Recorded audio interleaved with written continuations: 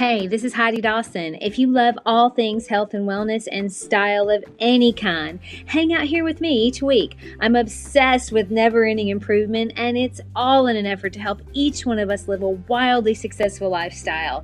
Subscribe today so you don't miss a thing. Hi guys, welcome to episode 175 of the Wildly Successful Lifestyle Podcast. I'm glad you're here.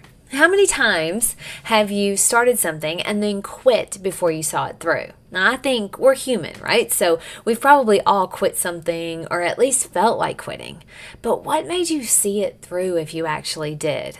We can feel like quitting a project or quitting a workout, feel like quitting even a relationship. And I've talked about this before where when I'm running, I sometimes have to overcome my thoughts of being just worn out or tired while I'm running. I mean, my brain sometimes wants to quit when my body is nowhere near quitting.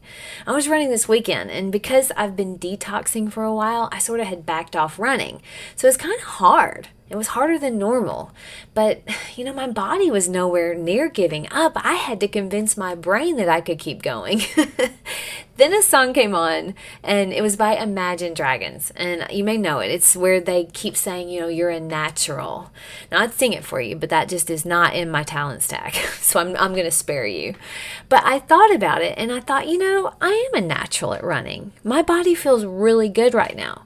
And it's nowhere near stopping. It was just my thoughts telling me to lighten up because I hadn't been running a lot lately. So maybe I just needed to rest. And I also had thoughts where I remembered, you know what? I'm a beast when I exercise. I'm a beast at the gym. And that always does it for me. So I finished with a really strong run. And it felt so good. And it felt even better when I was done. So do you have a phrase that gets you motivated when you work out? I mean, one that keeps you going hard even when you want to throw in the towel? What could that be? Mine is I'm a beast in the gym. And that really works for me. So that's sort of my I'm not a quitter phrase. And that's in the exercise department. And it works so well. How about in other parts of my life? Life is hard, and I know it seems like the last 2 years have been super challenging, and that's why we have to give ourselves any help that we can. And the way we talk to ourselves about ourselves has a lot to do with how we perform. And that's why it's so good to have a word or a phrase that you can use for the times when it gets hard and you want to quit. For instance, if during my run, I told myself, I'm just so tired, I'm running slow, I've not been running, so it's okay if I stop. Or maybe if I was beating myself up for not running as well as I usually do. I mean, I'm kind of draining myself right now just by talking about those thoughts. But instead, I have trained myself and I was telling myself, you know what, I'm a beast. I'm natural at running. And I also had thoughts about how good I was going to feel when I'm finished. Now, those are the thoughts, they're going to keep me going.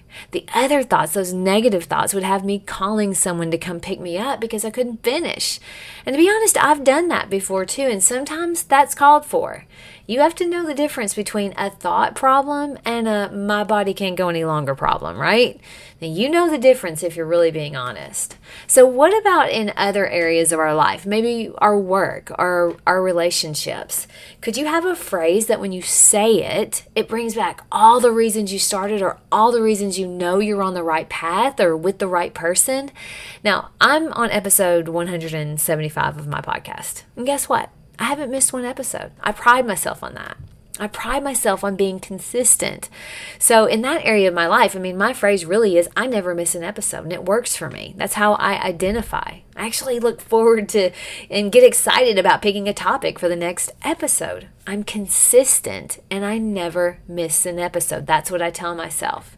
So on that note, though, sometimes with work, we let something not being perfect get in the way of us putting it out. And there have definitely been times where I've doubted my topic or I've been unsure if it's good enough. But the consistency and my desire to never miss an episode, that overrides any thoughts of not good enough. You see, it's good to have a reason to overcome the thoughts that your brain is gonna throw at you, because it's going to. And you have to be prepared in advance so you know the reason you're gonna overcome those thoughts.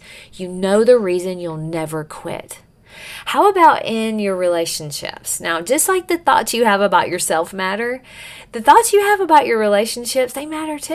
I mean, if you're constantly criticizing your partner or your friends or your family behind their back, maybe in your head or to other people, but you wish the relationship was better, you play a role in that. And I know that's kind of hard to hear. I know, but it's true. If you constantly have thoughts like, oh, I cannot stand him, or man, I can't wait till she leaves. I mean, you know the thoughts that come up. You know the thoughts that you list that you have the most. And trust me, they may seem harmless, but they're damaging. Just being aware of them is a start, but you also want to try to counteract them a bit. Maybe what you really mean to say is, she's my soulmate and time away makes us appreciate each other more. How much better does that feel than I can't wait till she leaves?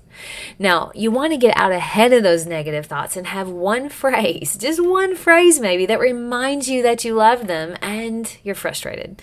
You love them and you're frustrated. So possibly saying, he's my soulmate, but right now I'm really frustrated with him. You're acknowledging your frustration while reminding yourself you love him and he's your soulmate. It might work for you. Now, I often tell my husband it's a good thing he's so cute. But listen, the most important relationship and the one that will fix the most of your problems with your other relationships is the one you have with yourself. And you put yourself first and you focus on being the best version of you that you can be, and so many other things will fall into place. And that starts with being able to trust yourself to not quit. I mean, yeah, life is hard, but it's also interesting and fun and beautiful. And the fear of failure sometimes paralyzes most people from ever starting something new. I mean, failure is completely different from quitting. So if you're out there and you're bold enough to give a new thing a shot, it's going to be hard because you've never done it before.